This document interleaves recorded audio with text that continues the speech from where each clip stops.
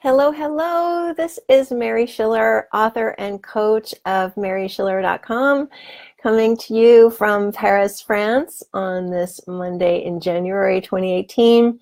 As you can tell, I have a little bit of a cold, nothing major. Feeling better today. Got my voice back a little bit, so please forgive the slightly nasal quality to my speaking voice.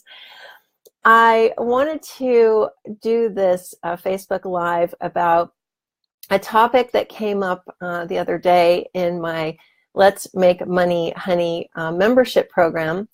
And just as an aside, if you're interested in joining that program, it is open for enrollment. You can find the information at maryschiller.com/money.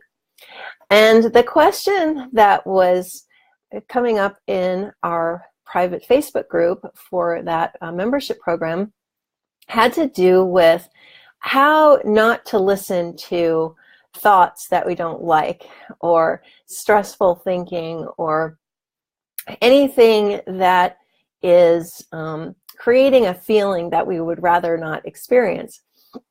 And I need to back up for a second, because even just understanding that your feeling is coming from a thought is an incredible leap in terms of what most of the rest of the world understands. So I need to point that out, because like I was for my entire life, most people are very confused about where their feelings are coming from. They think that they're coming from all kinds of stuff out there.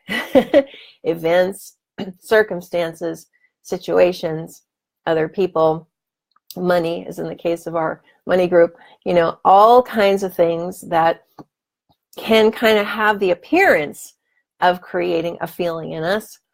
But in the conversation that you and I are having about the three principles, we know better. We know that in essence, there isn't anything out there. It's all being generated from within ourselves, from the thoughts that kind of randomly pop into our minds. We have certain feelings. And we're not even aware of most of these thoughts, by the way. They're flowing like a river all the time. And again, seemingly randomly, we will sort of pounce on one and randomly deem that it's important enough to listen to. And so what do we do then if we pounce on thinking that seems stressful, and we kind of follow it down that rabbit hole and we end up in a bad feeling? What do we do? Well, really there's two things here. And I'll start with the simpler thing to explain, and then I'll get on to the slightly larger thing. The simplest thing to explain is that we don't have to do anything about this.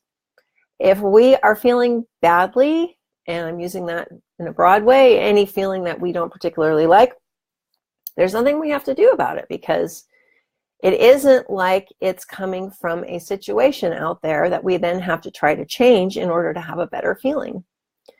No, thoughts change all the time, just like water flowing in the river. They constantly moving, constantly shifting, and all we have to do is nothing.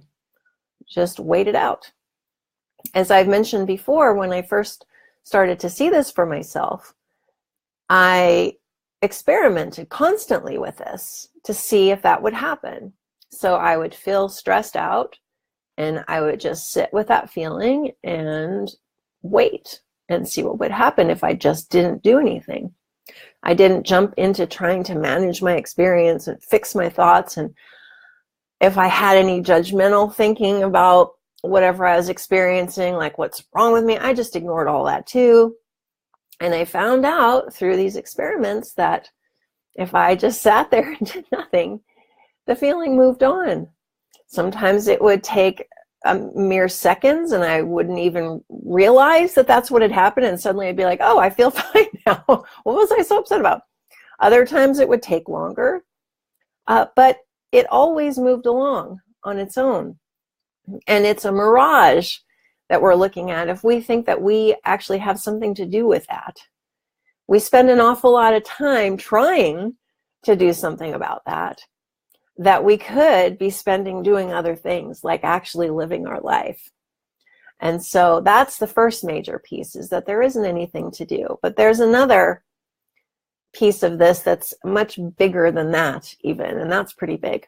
But when you know this one thing, it becomes super easy to ignore and kind of sit with those feelings that you know are coming from thoughts. Hi, Antonio. Thank you so much for being here. So yeah, you're getting at the point I'm trying to make, Antonio, which is that we're looking at something that is all of the drops in the river when we're looking at our thoughts, instead of seeing the river itself, and instead of seeing the source of the river up here, you know, however you want to look at that.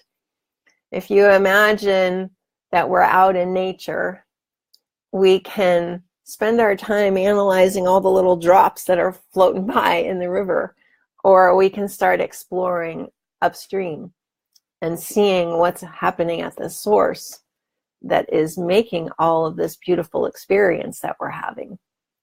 And when you see that there is thought with a capital T, meaning you're not focusing in on the minutia of every single feeling that you're having. When you pull the camera back and you're like, whoa, I'm sitting in front of this amazing river called thought, capital T, that is, flowing in me and around me and through me and over me and behind me and all over, and is giving me this incredible visceral experience of being alive. That makes it really easy to stop caring so much about what each individual droplet of water is doing at any given time. And in the program that I'm running that starts today, called Living the Principles, the major focus of our conversation for 6 months is going to be looking at the source, looking towards the source. What is that? What is the source of thought? What is going on behind all of this thinking that we experience all the time? And how can we experience more of the calm, composed, relaxed, peaceful self that is always present, no matter if the stream is sort of trickling along or if it's rushing through and creating all kinds of waves that we are having some difficulty riding, it seems.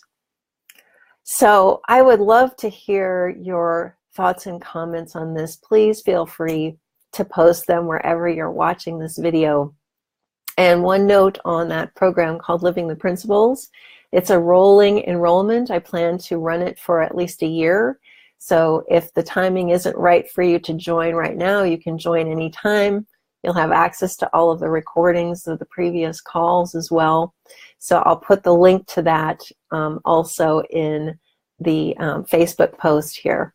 And if you're watching this on YouTube, I'll place it there as well.